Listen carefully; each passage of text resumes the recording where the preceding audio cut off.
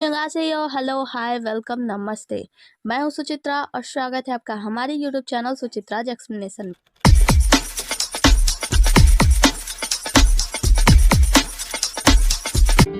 आज हम the Kings woman का एपिसोड नंबर 12 एक्सप्लेन करने वाले हैं।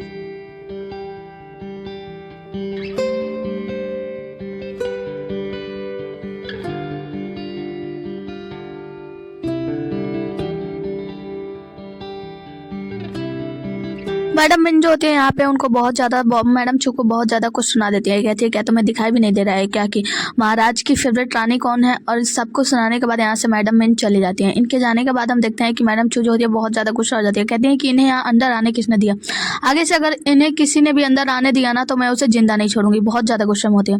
फिर आगे की सीन में हम राजा को देखते हैं। राजा रानी की केयर कर रहे होते हैं। यहाँ पे हमें नफरत और प्यार दोनों एक साथ देखने को मिलता है। जहाँ पे राजा उनसे कहते हैं कि मैंने महारानी डोंगर को मना कर दिया कि वो कभी आपको ऐसे नहीं बुलाएंगी और आपको परेशान नहीं करेंगी। तो वो कहती हैं कि देखो वो महारानी है और आपके हरम में इतनी सारी रानियां हैं, वो जिसे भी चाहे उसे बुलाकर बुली कर सकती हैं, परेशान कर सकती हैं। और इसमें मैं उन्हें मना कैसे कर सकती थी। तो वो कहते हैं कि तुम मना कर सकती हो क्योंकि तुम मेरी रानी हो, तुम्हें इस 6 स्टेट से, इस दुनिया से कोई लेना देना नहीं है, सिर्फ तुम मेरी हो और तुम्हें कोई भी बुली नहीं कर सकता। यहाँ पे रानी कहती है कि देखो मैं तुम्हारा कोई खिलौना नहीं हूँ। तो वो कहते हैं देखो मुझे पता है कि तुम मुझसे नफरत करती हो, लेकिन तुम मुझसे नफरत कर भी सकती हो, लेकिन तुम मुझे इस तरह इग्नोर नहीं कर सकती जैसे तुम और लोगों को करती हो। तो तुम मुझे इग्नोर करना तो बंद ही कर दो। उसके बाद से कहते हैं कि जाओ हमारे लिए खाना यहीं पर लेकर आओ, हम रानी के साथ खाना चाहते हैं, यहीं पे जाओ। वहाँ से प्रणाम करके चले जाते हैं। कहते हैं कि जैसी आपकी आज्ञा महाराज, मैं अभी खाना लेकर आता हूँ। उसके बाद से महाराज जो होते हैं नौकरानी से कहते हैं कि दवाई लेकर आओ और दवाई लेकर महारानी यानी ली ईयर के हाथ में लगाने लगते हैं। आगे की सीन में हम हान सेन को देख पाते हैं जो कि वहाँ पे कुछ सैनिकों से पूछते हैं, जिससे उन्हें पता चलता है कि मैडम ली ईयर के महल के बाहर का पहरा बढ़ा दिया गया है। आगे की सीन में हम महारानी ली ईयर को देखते हैं, जहाँ पे जो जागाव होते हैं वो एक पत्रिका पढ़ते हैं और कहते हैं कि महारानी ली ईयर को फर्स्ट रैंक की महारानी घोषित कर दिया गया है क्योंकि उन्होंने राजा के पहले पुत्र को जन्म दिया है। और उसके बाद से दूसरे इस सीन में हम मैडम चू को देखते हैं जो बहुत ही ज़्यादा गुस्से में होती है, सामान उठा उठा कर फेंक रही होती है, पटक रही होती है। मतलब इनको बहुत ही ज़्यादा गुस्सा आ रही होती है कि जिस सीट पे ये बैठना चाहती थी वहाँ पे अब तो मैडम ली ईयर बैठ गए। यहाँ पे मैडम ली ईयर अपना जो पदवी होता है उसे ले लेती हैं और हम देखते हैं कि मैडम ली ईयर को ये सब पदवी देने के बाद उन्हें बहुत सारे जेवरात और बहुत कुछ दिया गया रहता है। आगे हम जिंगाई को देखते हैं जो कि बहुत ही सैड तरीके से बैठा होता है एक पेड़ के पास। वहाँ पे वो बिल्ली वाली लड़की मतलब क्यूट सी गर्ल आती है। वो उनसे कहती है जिंगाई को मतलब ध्यान बटाने के लिए कि आप यहाँ पे आसानी से मतलब इतने आराम से बैठो, चलो ना मिलकर प्रैक्टिस करते हैं। उसके बाद से दोनों लोग तलवारबाजी करने लगते हैं। जिस तलवारबाजी में हम देखते हैं कि जिंगाई को बार बार राजकुमारी ली या मैडम ली की मतलब राजकुमारी ली की बहुत ही ज़्यादा याद आ रही होती है और वो बार बार उसे ही इमेजिन कर रहे होते हैं अपने साथ लड़ाई लड़ते हुए। जहाँ पे इनका ध्यान बढ़ता है और तलवार से इनके हाथ पे चोट लग जाती है, मतलब इनके हाथ में कट लग जाता है। जिसके बाद से छोटी लड़की यानी जो बिल्ली होती है ना, प्यारी सी कैट वाली, वो उनके हाथ को पकड़ लेती है। कहती है कि मैंने थोड़ा केयरलेसली खेला, मुझे माफ़ कर दो। और वो माफ़ी मांगने लगती है बार बार। जिनका कहता है नहीं कोई बात नहीं, मेरा ध्यान थोड़ा सा बढ़ गया था। और फिर कहता है कि तुम अकेले में प्रैक्टिस करो, मैं जा रहा हूँ यहाँ से, और वो चला जाता है। महारानी लेयर को देखते हैं जो कि बाहर चांदनी रात में आसमान के नीचे आई होती है और वहाँ पे उसी दुपट्टे को निकालती हैं जो कि जिंकाई ने उन्हें दिलाया था और जिंकाई को याद भी कर रही होती हैं कि कैसे जिंकाई ने उन्हें ये दुपट्टा दिलाया था। उसके बाद से हम देखते हैं कि महारानी जो होती है ना वो उस दुपट्टे के साथ में मतलब लोग कूदने लगते हैं, मतलब जैसे तलवारबाजी करते हैं ना बिल्कुल वैसा ही एक्टिंग करने लगती हैं और तलवारबाजी करती है उस दुपट्टे के साथ। और दूसरे ही सीन में हम जिंकाई को देखते हैं जो कि एक आग के पास बैठा होता है। अचानक से वो भी तलवारबाजी करने लगता है। यहाँ पे ये दोनों तलवारबाजी करते हैं दूर दूर रहकर भी, लेकिन एक दूसरे को बहुत ही मतलब पास में ही एकदम साथ में ही महसूस करते हैं। ऐसा करके तलवारबाजी करते हैं। इनकी तलवारबाजी खत्म होता है और राजकुमारी मतलब महारानी लीयर जो होती है वो दुपट्टे को अपने हाथ में लपेट के वहाँ पे खड़ी होती है और जिंकाई को याद कर रही होती है। तभी पीछे से महाराज आ जाते हैं। महाराज कहते हैं कि महारानी आप यहाँ पे क्या कर रही हो। तो लीयर कहती है महाराज आप यहाँ कैसे। तो वो कहते हैं कि ये मेरा राजमहल है और तुम मेरी उपपत्नी हो, तो मैं यहाँ क्यों नहीं आ सकता। महाराज रानी को अपने करीब खींचते हैं और अपने बाहों में लेकर उन्हें कुछ करने का ट्राई करते हैं। महारानी अपना मुंह हटा लेती है। महाराज उनको गले से लगाते हैं और कहते हैं कि इंतजार करो उस दिन का जब तुम खुद मेरे बाहों में आओगे, तभी मैं तुम्हें टच करूंगा। उसके अलावा मैं तुम्हें कभी तुम्हारी परमिशन के बगैर टच नहीं करूंगा। उसके बाद उन्हें दूर कर देते हैं और महारानी जाने लगती हैं। महाराज कहते हैं कि रुको, मैं चाहता हूँ कि तियान मिंग हमारे साथ ही रहे। अब मैंने अपना माइंड चेंज कर दिया है, मैं उसे हमारे साथ ही रखूंगा और मैं उससे पिता का पूरा प्यार दूंगा। तो महारानी कहती हैं लेकिन ऐसा तुम क्यों करना चाहते हो। तो वो कहते हैं बस इसी वजह से कि तुम मेरे साथ रहोगी। महारानी कहती है हाँ मैं तुम्हारे साथ तो रह लूंगी, लेकिन याद रखना मेरा दिल कभी तुम्हारी साइड नहीं होगा। महाराज कहते हैं मेरे लिए इतना काफ़ी है कि तुम मेरे साइड हो, मुझे तुम्हारा दिल का क्या करना है। महारानी वहाँ से चली जाती है। उसके बाद से महाराज अकेले में खड़े होकर बोलते हैं कि तुम बस चिंता मत करो, मैं जानता हूँ कि एक न एक दिन मैं तुम्हारा दिल पूरी तरीके से जीत लूँगा और तुम पूरी तरीके से मेरी हो जाओगी। आगे की सीन में हम यांग के क्राउन प्रिंस दान को देखते हैं, जहाँ पे जाओ गाँव उनसे मिलने के लिए आए होते हैं। तो वो उनसे पूछते हैं कि ठीक है, अच्छा ये बताइए आप इतनी रात को हमसे मिलने के लिए आए, क्या कोई ज़रूरी काम था। तो यहाँ पे जाओ गाँव जो होते हैं वो बताते हैं कि हम लोग छोटे से राज्य के मतलब एक राजकुमार हुआ करते थे और हमने जाओ की बहुत रक्षा करते हैं, मतलब मैं वहाँ का राजकुमार हूँ और मैं उसकी रक्षा करना चाहता हूँ। मैं चाहता हूँ कि हम लोग जियांग से यानी यिंगजेंग से अलग हो जाएं, मतलब उससे सम्राट बनना ना चुने बल्कि उनसे हम लोग विद्रोह कर दें। मतलब एक तरीके से जो यिंगजेंग होते हैं ना वो अंदर ही अंदर प्लान बना रहे होते हैं राजा यिंगजेंग से विद्रोह करने का। जो प्रिंस दांग होते हैं ना वो कहते हैं कि देखो आपको अच्छे से पता है कि मैं इस समय उनके लिए ईमानदारी से काम कर रहा हूँ, तो मैं तो अभी ऐसा कुछ सोच नहीं सकता, लेकिन हाँ मैं इसके बारे में सोचूंगा। आदमी को देखते हैं जो घुड़सवारी करके बहुत तेजी से जा रहा होता है, फिर वहाँ पे गिर जाता है। जैसे ही वो गिरता है वहाँ पे एक आदमी आता है, उसका गला दबा लेता है। कहता है कि वो कहता है कि तुम कौन हो, मुझे छोड़ दो। तो वो कहता है कि नहीं मैं नहीं छोड़ूंगा, मैं अच्छे से जानता हूँ कि तुम वहाँ पे मतलब जाओ आर्मी के पास जा रहे हो कुछ सीक्रेट मैसेज लेकर, मुझे बताओ वो सीक्रेट मैसेज क्या है। तो वो आदमी बताने वाला तो नहीं होता, लेकिन गला दबाने के कारण वो बताता है कि क्विंग जो है ना वो क्विंग आर्मी वो यांग आर्मी को सेव करेगी। तो वो कहता है कि अच्छा और वो इससे पहले कि बताता वो आदमी उसे गला दबा के मार देता है। उसके बाद से वो मर जाता है। मरने के बाद वो कहता है कि ये तो पूरी खबर दिया ही नहीं। तो वो कहता है कि ठीक है कोई बात नहीं, इतना जानकर हमारे महाराज खुश हो जाएंगे। आगे के सीन में हम मोटे से हलवा सा राजा को देखते हैं। हलवा राजा मतलब ये जो राजा होते हैं ना वो बैठे होते हैं, खाना वाना नहीं खा रहे होते, गुस्सा कर रहे होते हैं, बहुत ज़्यादा गुस्से में होते हैं। तभी उनकी एक आदमी आती है, दौड़ते हुए एक आदमी आता है और बताता है कि महाराज जुलू आर्मी को चारों तरफ से क्विंग की आर्मी ने घेर लिया है। जुलू आर्मी वहाँ पे उन्हें मौत के घाट उतारने गया था, पर क्विंग की आर्मी ने धोखा दिया, उन्हें चारों तरफ से घेर लिया और उन्हें उन पे अटैक करने जा रहे हैं। तो ये कहते हैं कि ठीक है अपनी आर्मी को जल्दी से वापस बुला लो, हम लोग तो बर्बाद हो गए। तो वो कहता है कि महाराज हम क्या करें, अब हमारे ऊपर हमला हो गया, हम में से कोई भी नहीं बचेगा।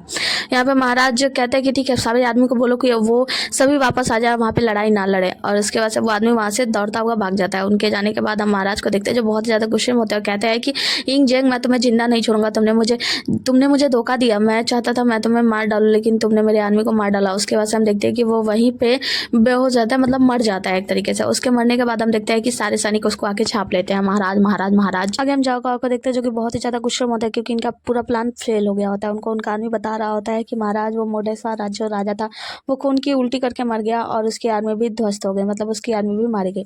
यहाँ पे ये कहते हैं कोई तो है जो कि हमारे सिगरेट मैसेंजर के बारे में बताया। तो वो कहते हैं कि हाँ सिगरेट मैसेंजर भी बीच में मरा पाया गया था। तो ये लोग आपस में डिस्कस करते हैं। उसके बाद से वो बताता है आदमी की जो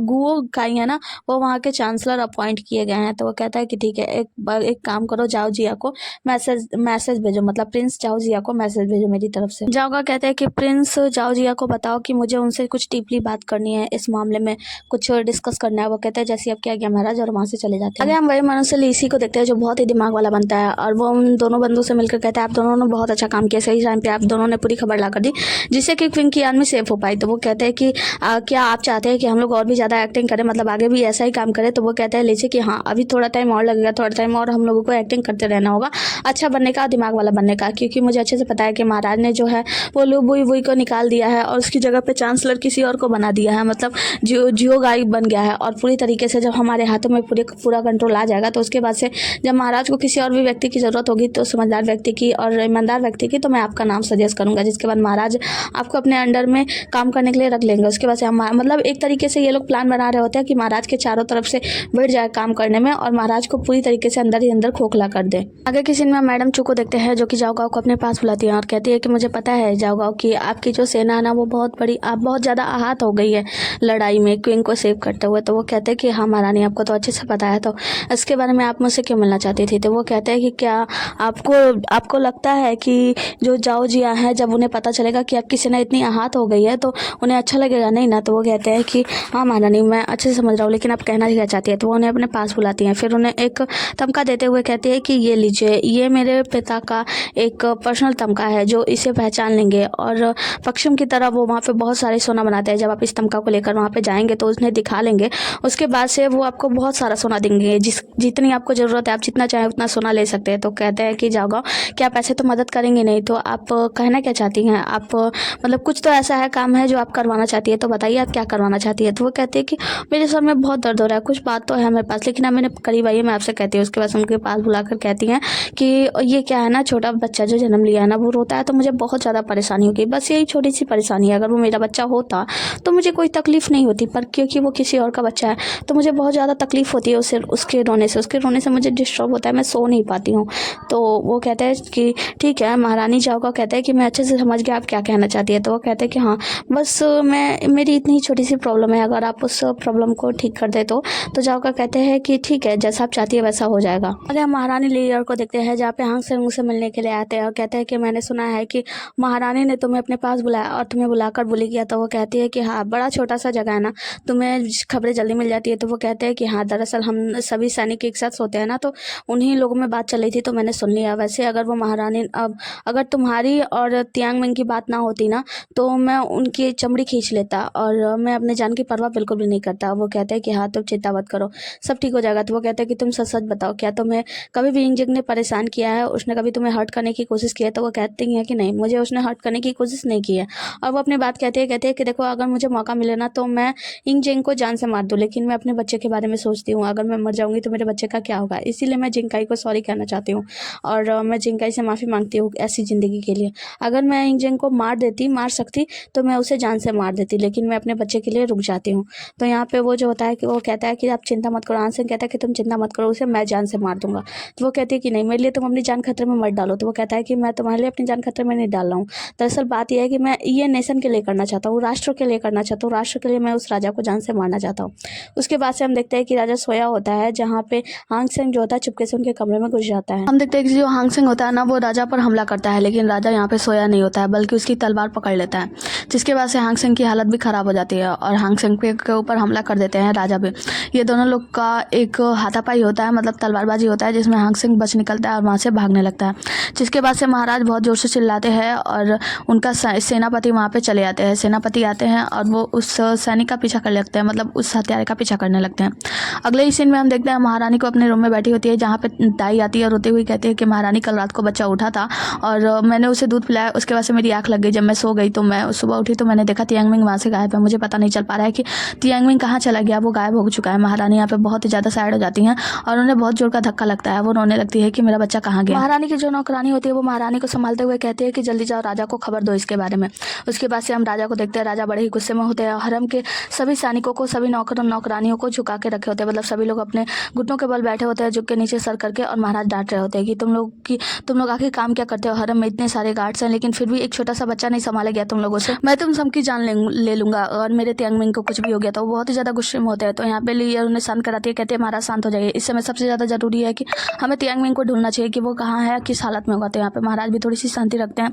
तभी लीजोंग कहते हैं कि महाराज महारानी बिल्कुल सही कह रही है, हमें तियांगमिंग के बारे में पता लगाना चाहिए। तो वो कहते हैं कि ठीक है लीजोंग जाओ और सभी सैनिकों को बोलो कि वो तियांगमिंग को ढूंढे, और वहाँ पे बैठे हुए सभी नौकरानियों को सबको आदेश देते हैं कि सब लोग जाके महल का कोना कोना छान मारो और तियांगमिंग को ढूंढ कर लाओ। अगर तुम लोग तियांगमिंग को ढूंढ कर नहीं लाए तो मैं तुम सबकी जान ले लूंगा, याद रखना, और जो ढूंढ कर लाएगा उसकी जान बख्श दी जाएगी। उसके बाद से महाराज कहते हैं कि तुम लोगों को अभी यहाँ से निकाल दिया जाएगा, और लीजोंग को आदेश देते हैं कि जाओ जल्दी से तियांगमिंग को ढूंढ कर लाओ। उसके बाद से इस महल में जितने भी नौकरानी है सबको निकाल कर नए को रख दो और बहुत सारी नौकरानियों को रख दो। मतलब राजा बहुत ही ज़्यादा गुस्से में होते हैं। और इसी के साथ हमारा आज का एपिसोड खत्म होता है।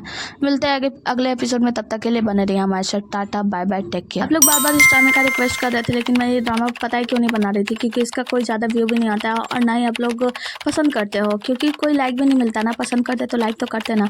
तो अगर पसंद आया तो वीडियो लाइक कर दो, तो मैं आगे का ड्रामा बनाऊंगी, वरना मैं कोई और ही ड्रामा बना लूँ अगर आपको पसंद ना आए तो। प्लीज़ ऐसा मत क्या करो, जब बनाती हो तो थोड़ा लाइक कर दिया करो, मुझे भी अच्छा लगेगा ना।